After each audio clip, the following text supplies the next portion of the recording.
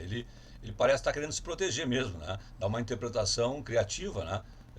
Para uma questão que afeta a ele diretamente, né? Pode afetar a ele diretamente, né? Mas hoje os parâmetros são bastante elásticos para haver um impeachment de um ministro do STF. Vamos dizer assim, tem que ter a maioria simples da votação no Senado. E ele está propondo que seja 2/3, né? Na verdade, que só poderia acontecer, só poderia ser pedido o impeachment pelo Procurador-Geral da República. Então ele está restringindo ao máximo a possibilidade de um impeachment de um ministro do STF, né? E quando, na verdade, a legislação permite que seja a maioria simples no Senado e que seja a população possa também, se não me falha a memória, a população possa também propor a cassação, né, do mandato do ministro, no mandato no sentido do período em que ele pode atuar até a aposentadoria compulsória, se for o caso, né, 75 anos, mas que ele poderia atuar no STF. Então, claro, parece uma coisa muito assim, clara, óbvia, de autoproteção do ministro Gilmar Mendes. Inclusive, o senador Randolfo Rodrigues, né, que é o líder do governo, manifestou isso, né? Disse totalmente contrário e disse mais, disse que isso é uma ofensa à harmonia entre os três poderes, uma interpretação como essa dada pelo ministro do STF. Então, realmente, nós estamos vendo uma nova queda de braço e que tem, de novo, aí, Gilmar Mendes no centro das atenções, né? Gilmar Mendes é sempre um ministro sempre polêmico, né? Sempre, o histórico dele é um histórico de polêmicas, né? E sempre de atuação e de interferência nos outros poderes e de interferência até pessoal. Ele se reúne com políticos, ele faz aqueles encontros em Portugal, e são encontros políticos que ele faz, né? Então ele é uma pessoa controvertida mesmo. E eu acho que talvez ele tenha percebido o risco de realmente, daqui a pouco, sofrer um processo de impeachment. Ele está se protegendo, né, Leandro? Agora, o que me chama a atenção, o STF, ele passa a ter sempre o foco, né, da grande mídia nos dias de hoje, né? Sempre assuntos relevantes. É o caso ontem da análise do ministro Gilmar Mendes, mas tem um outro aspecto, tem outra situação. A situação do Toffoli, que quer tomar para si, né, a condução, ou está acompanhando o processo contra um banqueiro falido, né, que envolve nomes, né, no cenário nacional. Isso devia ser de extrema transparência, pelo menos na minha forma de ler as coisas. E, no entanto, se quer encobrir os nomes, parece. Não, foi dado sigilo total. Se não me falha a memória, eu li nos jornais que o Toffoli vai tratar com sigilo total a questão do Banco Master, né?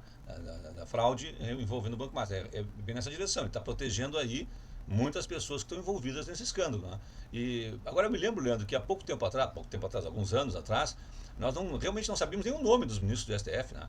Hoje nós falamos com desenvoltura no nome dos ministros, são 11 ministros, mas nós não sabíamos nem o nome de nenhum, se nós fôssemos pensar alguns anos atrás, porque o protagonismo do STF foi crescendo primeiro com a divulgação das sessões ao vivo. Lembra que isso tinha em canal aberto, foi a primeira novidade, né?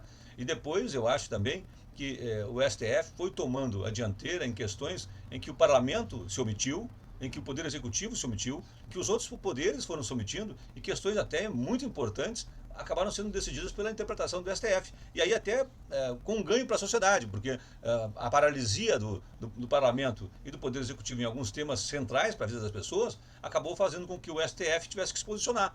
E muitas vezes, nem sempre, mas muitas vezes até em favor da sociedade, como eu disse, avançando até em questões importantes, principalmente a questão, por exemplo, do reconhecimento da união estável, por exemplo, né, que era um tema que ficava sempre com grande dificuldade, né, a aproximação da interpretação entre o casamento e a união estável, essa proteção que foi dada para milhares de pessoas que vivem na situação da união estável. Isso foi uma construção jurisprudencial que o STF foi fazendo, que não tinha na legislação. Aliás, a legislação tinha parado lá no Código Civil e não tinha avançado.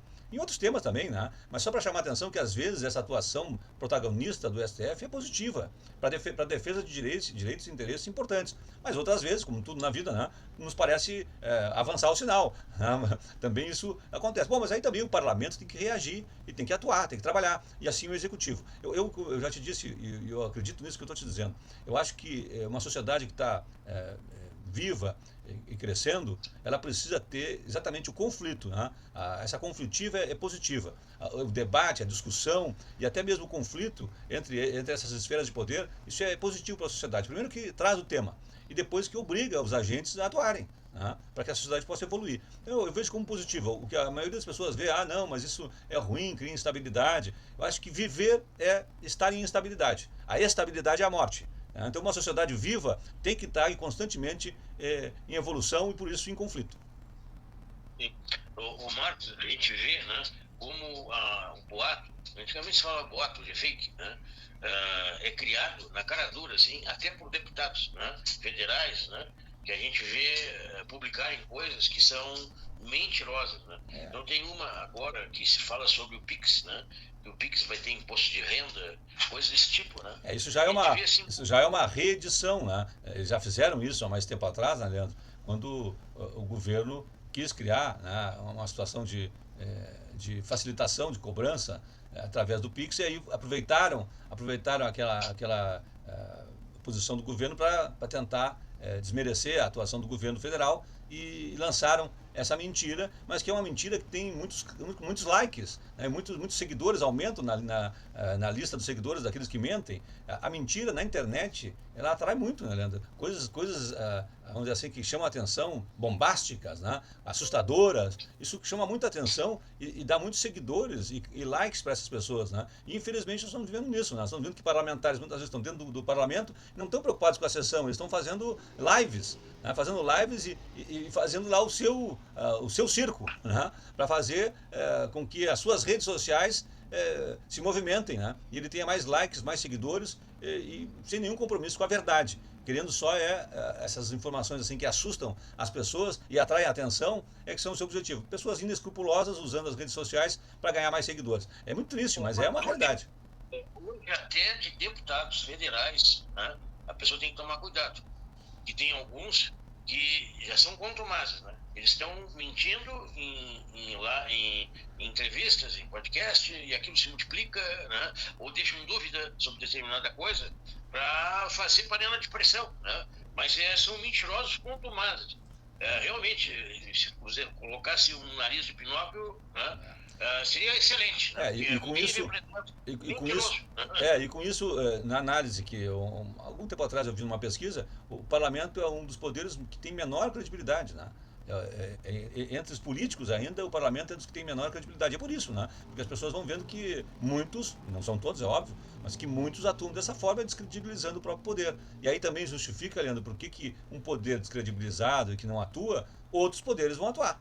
Então, claro, aí abre o espaço para daqui a pouco o STF, que pelo menos lá tem pessoas de maior formação, geralmente, porque são juristas, né? Tem uma qualificação melhor, são pessoas que tiveram que passar por uma série de etapas na sua vida para se desenvolver e para, vamos dizer assim, tomar conhecimento jurídico a tal ponto de chegar ao STF, pelo menos alguma qualificação eles têm, em contraposição a esses parlamentares que às vezes não têm qualificação nenhuma, não têm nenhum conhecimento e muito menos escrúpulos, como está dizendo. E aí o STF acaba atuando, ocupando esse espaço vazio que é deixado pelo parlamento. Eu acho que não é tanto culpa do STF, eu acho que é mais culpa do parlamento, Leandro.